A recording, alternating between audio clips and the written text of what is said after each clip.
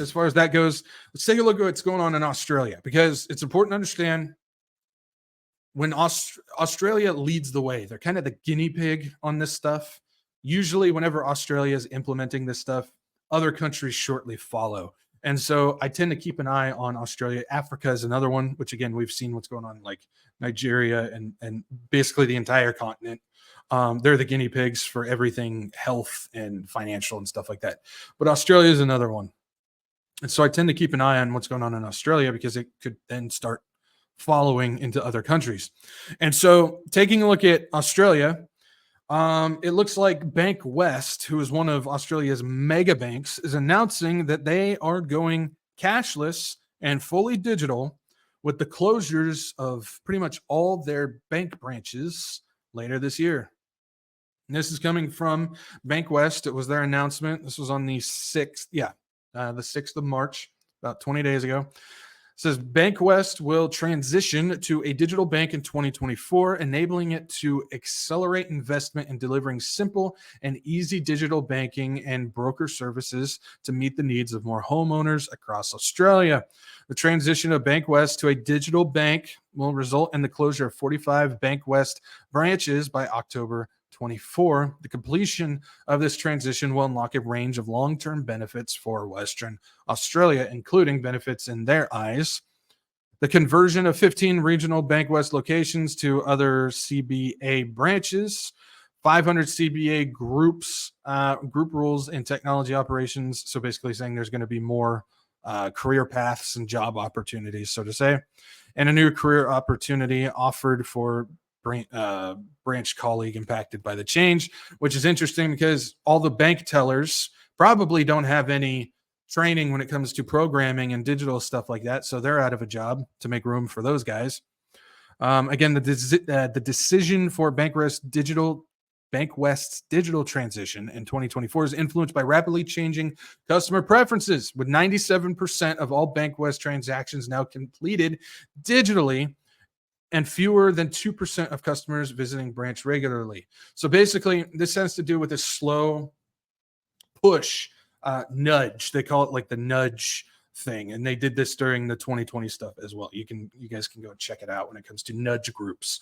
They're built to nudge people in certain directions. You slowly move them in the direction that they want to, and you usually offer it in the way of convenience and security. Those are two words. Whenever you say, hey, we're offering this for your convenience or your security, that tells you that it's not for any of that. They're just trying to get you moving in that direction. And so they're talking about convenience. So you don't have to put on your pants, and you don't have to get in your car and drive down to the bank branch and do all this type of stuff. I don't know why I went Southern all of a sudden, but you don't have to do that. You can just sit there in your house, pantsless, and do your banking that type of way.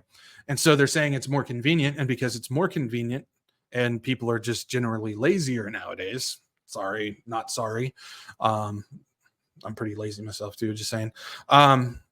Then that's a way to nudge people in that direction. This was in the works for a while, with last year several Australian banks giving heads up to a transition, this transition. And in January, another indicator came straight from Bankwest during a news reports, Channel 7 in Australia. Let's see what's going on. This was from January. Cash was king, dethroned by card. Smartphones reigning supreme, turbocharging transactions during the pandemic. Customers want the convenience. Customers overwhelmingly enjoy being able to do things like their banking in their pajamas, in their lounge room on a Saturday night instead of lining up at a branch. It shows. Customer branch visits are down by almost half, with digital banking rising by 26%, especially on mobile devices. 99% of all interactions between customers and their bank are currently now done online in some way or another. It's affecting the way banks do business. Bankwest is the most recent to close 3 more branches in WA, gearing towards an almost solely digital future. There's a great number that, especially in a cost of living crisis, can't afford to have a fancy smartphone. And I think the banks are really mean. The people that are sort of around my age, we've grown up with cash, not virtually all this, digital stuff. I still think cash is an important medium of exchange. 13% of the population depend on it. The challenge is to make sure no one is left behind. We'll use a lot less cash, but I think becoming cashless is a long, long way away. Tom Hartley, 7 News.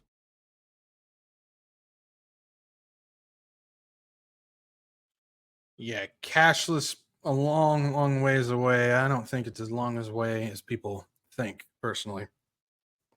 But you can see that this is something that's been in the works for a while, and they are transitioning to it. This isn't, like a choice thing.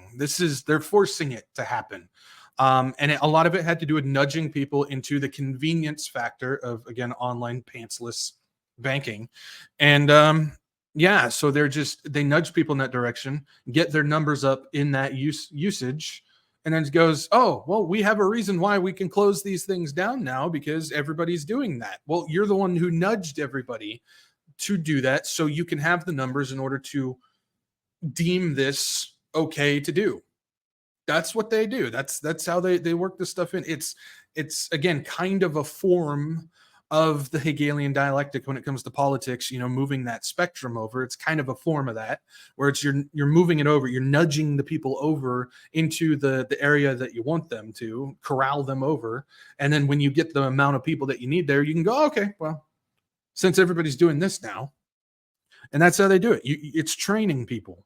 It's a reward based training way to do it. Like when you're trying to train a dog, you give them treats whenever they do something. Well, it's more convenient. Pantsless. I don't know why. I think it just gives us a better idea. I don't know. We're gonna move on. Everybody put your pants back on. Let's just keep going. But the target seems to be, and you can see from the report there, as they were interviewing a couple of elderly people there, the target seems to be phasing out the elderly, kind of like how they phased out the elderly during 2020. I said it. Elderly who still rely on the physical tender because that's what they're used to. That's what they grew up with. And so they're preparing to pass down, a lot of these elderly people are preparing to pass down physical money, physical cash as inheritance for their kids when they die. I think it's a way in Australia where if it's all in cash, I don't know if it's like that in the United States. I really haven't looked, but I think in Australia, if it's cash, since it's kind of under the table, it doesn't get taxed quite as much. But that's all worthless now, which is also another positive for them who are implementing this, because that means they get their hands upon more money since it's all digital at that point. But all that stockpile is worthless now, because as they slowly phase out physical cash, it's all going to go away. The goal as it stands is to have Australia become functionally cashless. This is what the economic dude in Australia, I can't remember his name, he said, functionally cashless by 2025. So basically next year. That means there's still going to be cash there, but pretty much it's going to be everything's functioning on digital at that point, with the proposition of a cash tax being floated by the Reserve Bank of Australia. Basically, it's adding another tax upon tax, like sales tax. It's adding another tax in there. Well, you like, I'll give an example. I used to have, before I switched internet companies, my old internet company, basically their way of trying to get you onto an auto pay system. I hate auto pay systems. I like to manually pay my bills because then I know that I paid it when I can pay it, type of thing. But in order to do it, they would charge you a fee for manually paying your bill with a card. If you do auto pay, you don't have to pay the fee. And so it's kind of a way of doing that. If you're going to buy something, well, you don't have to pay the fee if you just use your card. But if you're paying cash, then you'll have to pay extra in order for it to go through. That's something that they've been floating to do that. So wouldn't be surprised if that starts coming around over here. Just saying. Especially when, I don't know about you guys, but there's a couple of restaurants over in my town where they've gone entirely cashless. I thought it was against the law, honestly, but apparently it's not. They will refuse you as a customer if you can't pay with a card. It's because they keep no money in the register. This is a world I don't want to live in. Now, again, remember, Australia is the guinea pig for the rest of the world. They tend to do things first there before it starts rolling out other places. And so we've seen this already start to show its head, but it will continue to grow, especially with that CBDC blockade removed from the omnibus.